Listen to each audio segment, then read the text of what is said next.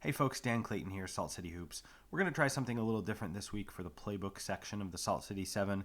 Usually I drop a video or a couple of videos in and then I spend 400, 500 words writing about why it worked from an X and O standpoint. This time I'm going to actually include the explanation right here in the video, and you can tell me later if you liked it better or if you liked it less.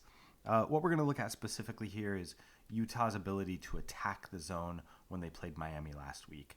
Miami famously plays quite a bit of 2-3 zone, and people weren't quite sure how Utah would respond. Sometimes zone defenses or switching defenses, anything that really protects the paint really well and takes some of the juice out of the regular screening action. Sometimes that has served to stymie the Jazz offense, but it really didn't in this game. And part of that is because the Jazz were really smart about how they re-engineered their screening actions to make sure that they got something out of them.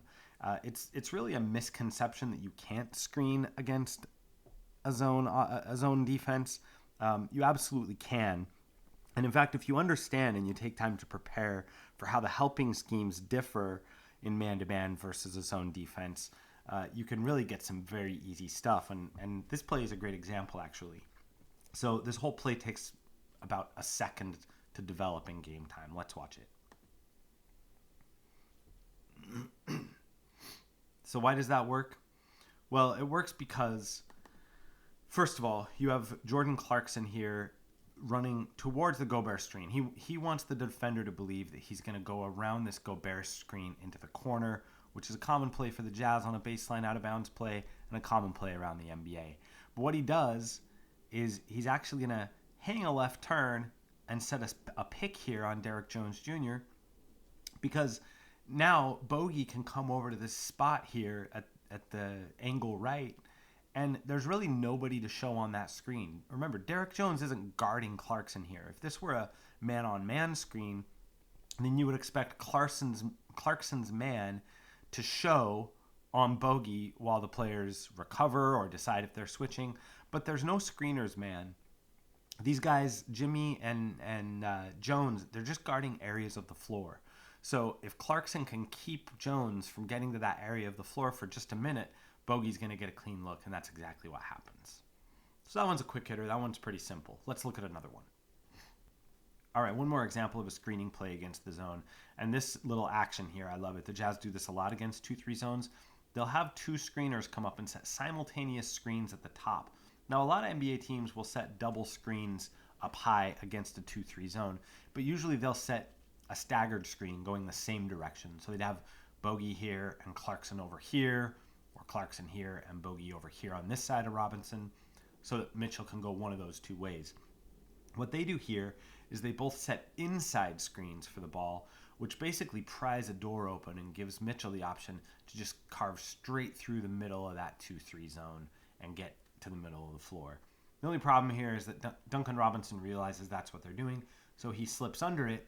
But even by slipping under it, he just gave the Jazz the advantage because Mitchell can pull up here. This is a great in-rhythm shot for Mitchell if he wants to pull up and take this three.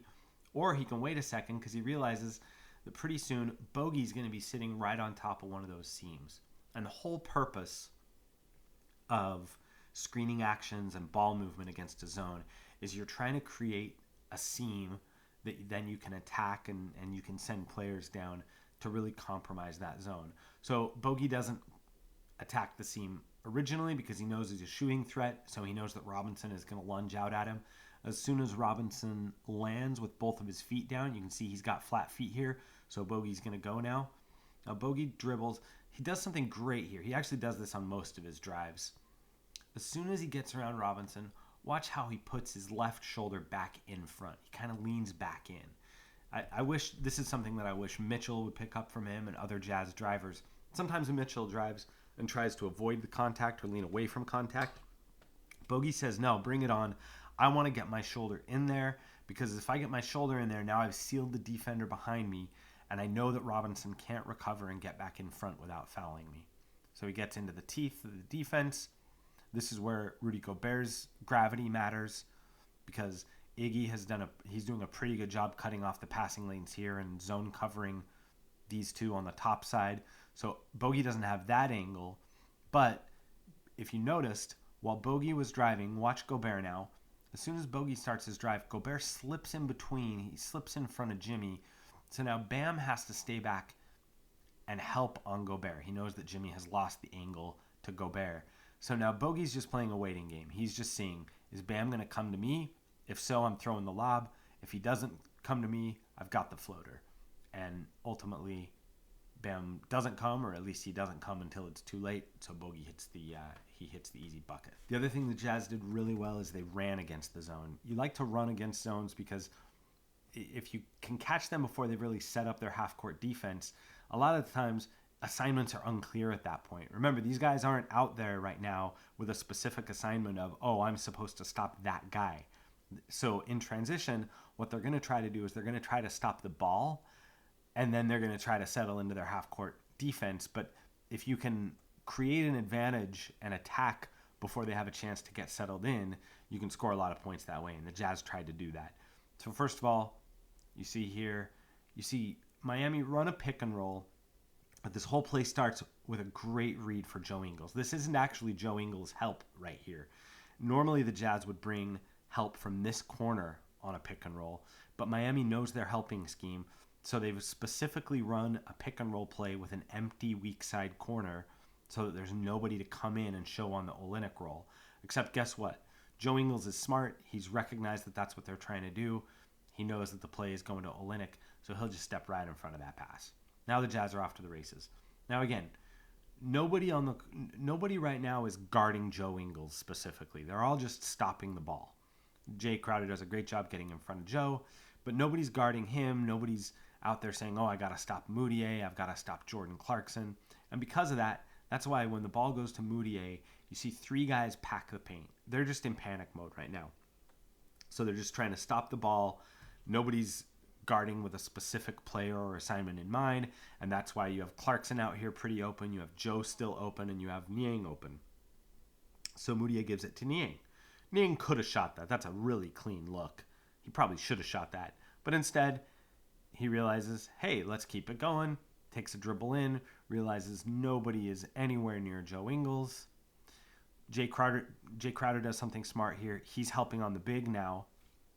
But as soon as he sees, you see George Niang's eyes, he knows he's going to pass to Joe Ingles. So he's going to go ahead and he's going to leave the big and go help on Joe. Now, because he did that, Joe has options here. He can just do a nice little touch pass right back into Bradley, and Bradley will get a dunk. Or he can shoot the shot. Instead, he's going to dribble again, catch the defense in recovery mode. Jordan Clarkson's going to get a practice shot out of it. Oops, sorry about that. Jordan Clarkson's going to get a practice shot out of that. Let's watch that at game speed. The read knocks the pass down, comes across.